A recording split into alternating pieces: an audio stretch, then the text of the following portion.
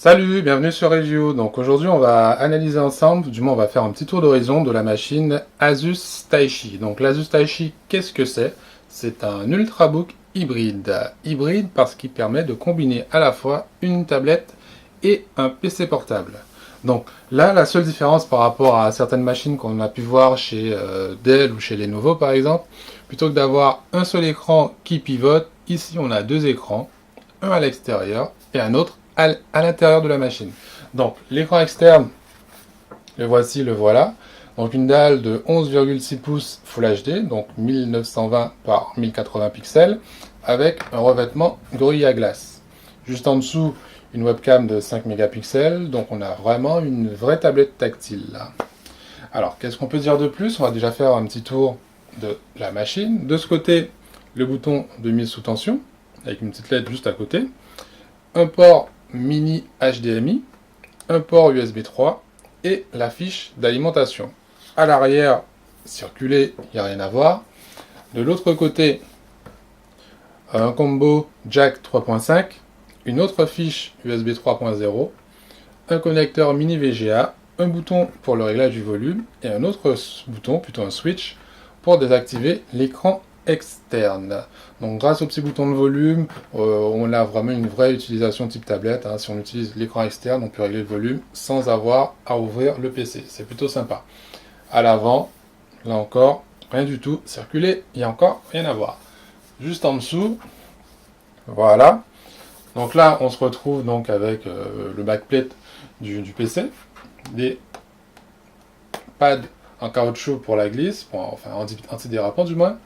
On voit bien qu'il n'y a aucune trappe pour accéder au SSD ou à la mémoire qu'il y a à l'intérieur. Ça, c'est plutôt dommage. Et on voit par-ci et par-là des haut-parleurs.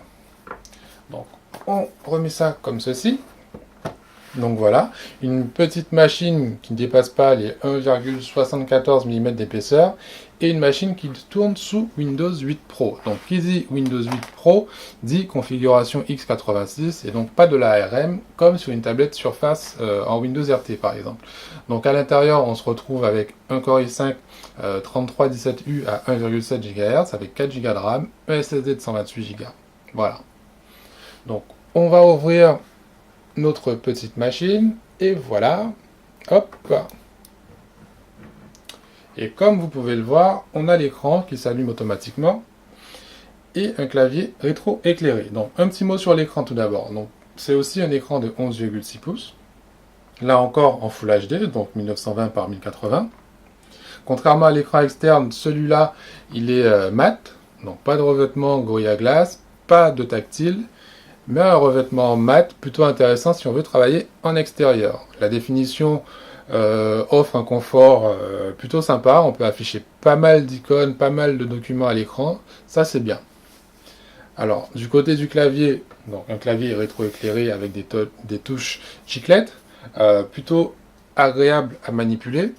Seul petit problème, les touches directionnelles qui sont un petit peu trop petites à mon goût. Le pavé tactile est plutôt énorme, multitouch, avec les deux boutons clic gauche, clic droit intégrés. Donc là encore, ça se manipule plutôt bien.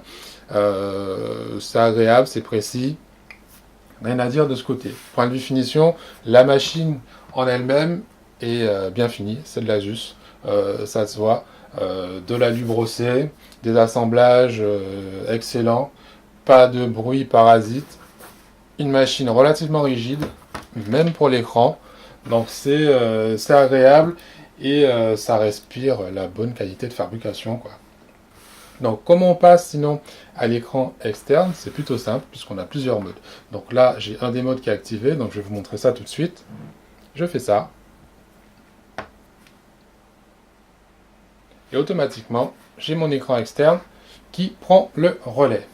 Donc de ce côté, donc, on a un écran complètement tactile.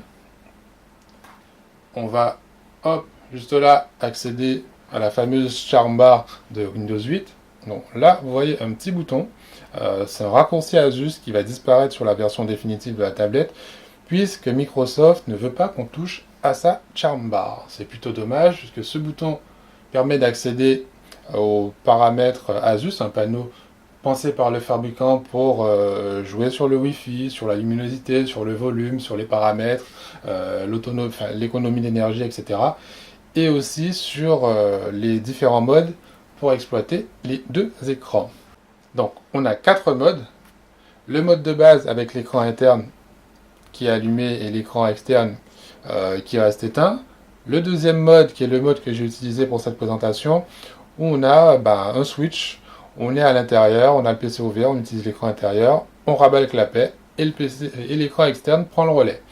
Ensuite un troisième mode, un mode miroir, donc exactement la même image affichée à l'intérieur et à l'extérieur. Et un quatrième mode, un peu plus particulier, puisque c'est un bureau étendu. Donc un bureau étendu, quand on a un écran, on a deux écrans recto verso, ça fait un peu spécial, parce que bien évidemment, on ne voit pas ce qui se passe à l'arrière du clapet. Donc ça peut être sympa à la rigueur si vous avez votre bambin qui est en face, qui veut regarder un dessin animé, vous lui mettez un dessin animé pendant que vous travaillez d'un côté.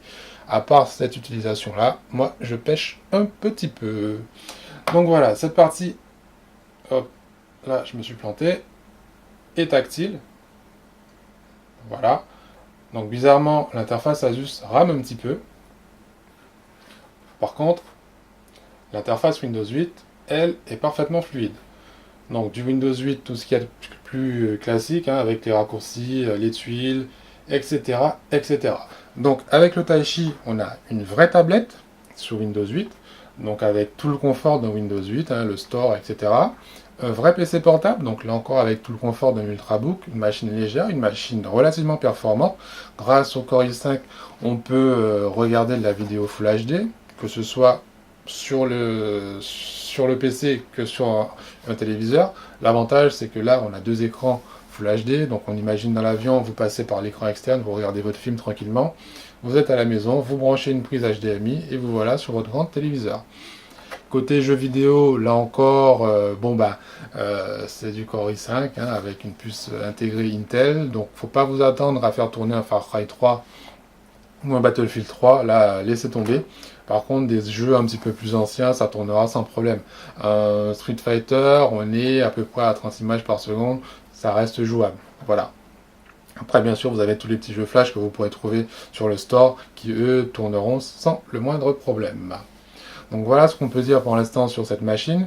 Je ne l'ai pas eu tellement longtemps, donc j'ai pas encore pu faire les tests d'autonomie. Donc je ne peux pas trop vous dire si elle tient longtemps ou pas. En tout cas, elle est silencieuse, elle fonctionne bien, les deux écrans sont bons. Le clavier est agréable à utiliser. En mode tablette, c'est plutôt sympa. On regrettera juste que le PC il est un petit peu lourd, hein, 1,25 kg, c'est bien pour un Ultrabook, c'est beaucoup moins bien pour une tablette, mais au final, ça reste un produit plutôt sympa. Une vitrine technologique pour Asus surtout, parce que l'écran externe, on se demande quand même si ça valait bien le coup de mettre deux écrans sur un seul PC. Il y a moyen de faire le même type d'utilisation avec un seul écran, ce qui aurait pu réduire un petit peu les coûts de fabrication.